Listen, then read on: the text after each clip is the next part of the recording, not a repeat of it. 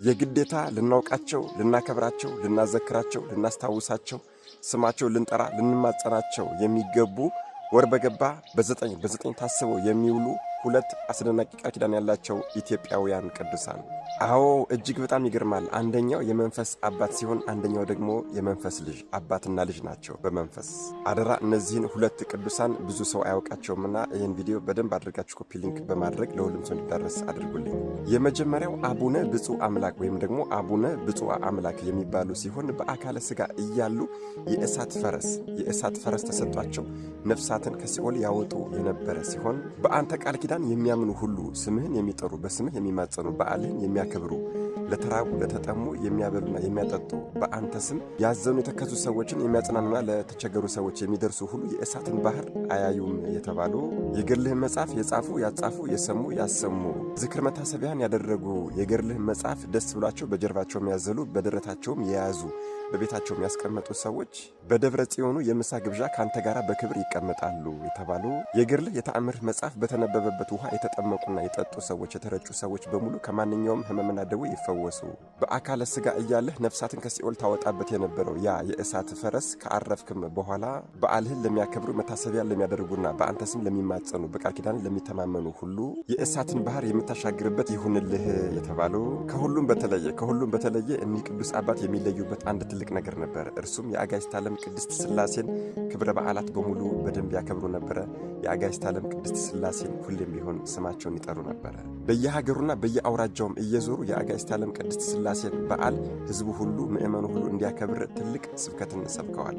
ታዲያ በዚህም የተነሳ አጋዕዝተ ዓለም ቅድስት ሥላሴ በአገረ ገዢ አምሳል ተገልጸውላቸው እንደወደድከን ወደድንህ እንዳከበርከን አከበርንህ ብለው እጅግ በጣም ብዙ ለአእምሮ የሚከብድ ቃል ኪዳን ሰጠዋቸዋል። እኒህ ቅዱስ አባት ጎዳና ወጠው እያለ ሽፍቶች ልብሷን የገፈፏት አንዲት ሴት አግኝተው ልብሳቸውን አውልቀው ቢሰጧት አጋዕዝተ ዓለም ቅድስት ሥላሴ እስከ ዕለተ ዕረፍታቸው ድረስ የማያልቅ ከሰማይ ልብስ አውርደውላቸዋል። በመጨረሻም ልበ አምላክ ቅዱስ ዳዊት መዝሙሩን እየዘመረላቸው የመልአከ ሞትን ፊት ሳያዩና ሳይመለከቱ በግንቦት 9 ቀን ቅድስት ነፍሳቸው ከቅድስት ሥጋቸው ተለይታለች። እኒህ ቅዱስ አባት አቡነ ብፁዕ አምላክ ይባላሉ። እሺ ሌላው ወር በገባ በ9 እንደዚሁ የምናከብራቸው ደግሞ የእኒሁ የአቡነ ብፁዕ አምላክ ደቀ መዝሙር የነበሩት የአለፈው ወር ሰኔ 9 የዕረፍት በዓላቸውን ያከበርንላቸው አቡነ በኩረ ድንግል ናቸው። እኒህ ደግሞ እጅግ በጣም በሚገርማችሁ ሁኔታ በአካለ ሥጋ እያሉ በጸሎታቸው ባፈለቁት ጸበልና ከቅዱሱ አጽማቸው በሚወጣው የእምነታቸው አፈር ልክ እንደ እነ አቡነ ሐራ ድንግል እንደነ አቡነ በትረ ማርያምና እንደነ አቡነ ዘርዓ ብሩክ አጋንንትን የሚፈውሱ የአባላዘር በሽታን የሚፈውሱ ሙታንን የሚያስነሱ ቅዱስ አባት ናቸው። ስምን የጠራ በዓልህን ያከበረ መታሰቢያን ዝክርን ያደረገ ገድልህን የጻፈ ያጻፈ የሰማ ያሰማ እንደዚሁም ደግሞ ልጁን በአንተ ስም የሰየመ ኃጢአቱን ይቅር እልልሃለሁ እስከ ዘላለምም ድረስ ክፉ ነገር አይደርስበትም የተባሉ ገና በእናታቸው ማኅፀን እያሉ ብዙ ተአምራትን ይፈጽሙ የነበረ በተወለዱ ቀንም ለአብ ለወልድና ለመንፈስ ቅዱስ 3 ጊዜ የሰገዱ የእመቤታችን የቅድስተ ቅዱሳን የቅድስት ድንግል ማርያም ወላዲተ አምላክ ምስለ ፍቁር ወልዷ ስነ ስዕል በደረታቸው ላይ ታትሞባቸው የተወለዱ በ40ኛው ቀን ክርስትና ሊነሱ ወደ ቤተ ክርስቲያን በሄዱ ጊዜም ካህኑ ቅብአ ሜሮን ሊቀባቸው ደረታቸውን በሚገልጥ ጊዜ የእመቤታችንን ስነ ስዕል ባየ ጊዜ ደንግጦ ወደ ኋላው ቢሸሽ ሊቀ መላእክት ቅዱስ ሚካኤል ተገለጸና አይዞህ አትፍራ፣ በእመቤታችን የተመረጠ ልጅ ስለሆነ ሥርዓቱን ፈጽምለት፣ ስሙንም በኩረ ድንግል በለው፣ ትርጓሜውም በደረቱ ላይ ያየኸው ስነ ስዕል ነው ብሏቸዋል። ካህኑም ሥርዓተ ጥምቀቱን ከፈጸመ በኋላ እመቤታችን ከልጇ ከወዳጇ ከመድኃኔዓለም ከኢየሱስ ክርስቶስ ጋር ከሰማየ ሰማያት ወርዳ በብርሃን መስቀል ባርካቸዋለች። በዚህም ጊዜ ይሄ የብርሃን መስቀል ድጋሚ በደረታቸው ላይ ታትሟል።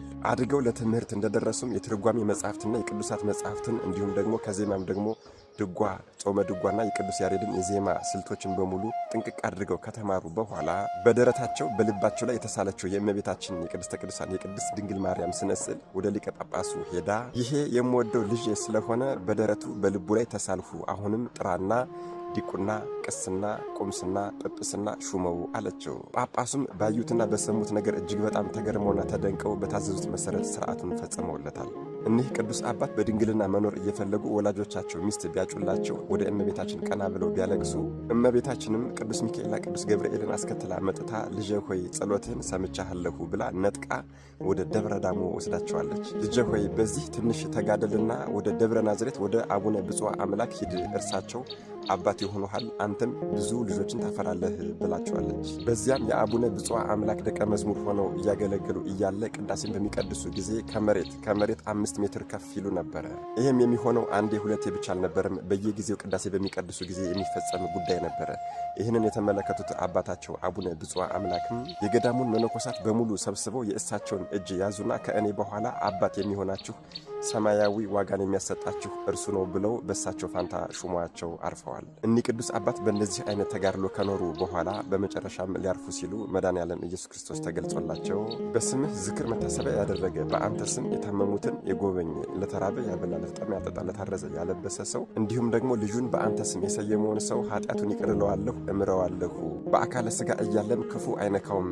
በዚህ በደብረ ምዕዋን ቦታ በአንተም በአባትህ በአቡነ ብፁዕ አምላክም ቦታ መጥቶ የተቀበረውን እንዲሁም ደግሞ በሁለታችሁ ቅዱስ አጽም ባለበት በዚህ በደብረ ምዕዋን ቦታ መጥቶ ቅዱስ ቁርባን የተቀበለውን ወደ ሰማያዊት ኢየሩሳሌም አስገባዋለሁ፣ ብሔረ ብፁዓንና ብሔረ ሕያዋንንም አወርሰዋለሁ በማለት ታላቅ ቃል ኪዳን ገብቶላቸዋል። እኒህ ቅዱስ አባት አቡነ በኩረ ድንግል ይባላሉ። የዕረፍት በዓላቸውም ሰኔ 9 ቀን ነው። ስለዚህ እነዚህ ሁለቱ ቅዱሳን አባትና ልጅ ወር በገባ በ9 ታስበው ይውላሉ ማለት ነው። በነገራችን ላይ የአቡነ ብፁዕ አምላክና የአቡነ በኩረ ድንግል ገዳማቸው ትግራይ ኤርትራ ደቀ መሐሪ ጎደይቲ አካባቢ ይገኛል። ሁለቱም የተቀበሩትና ቅዱሱ አጽማቸው የሚገኘውም በደብረ ምዕዋን ቅድስት ሥላሴ ደብረ ናዝሬት ገዳም ነው።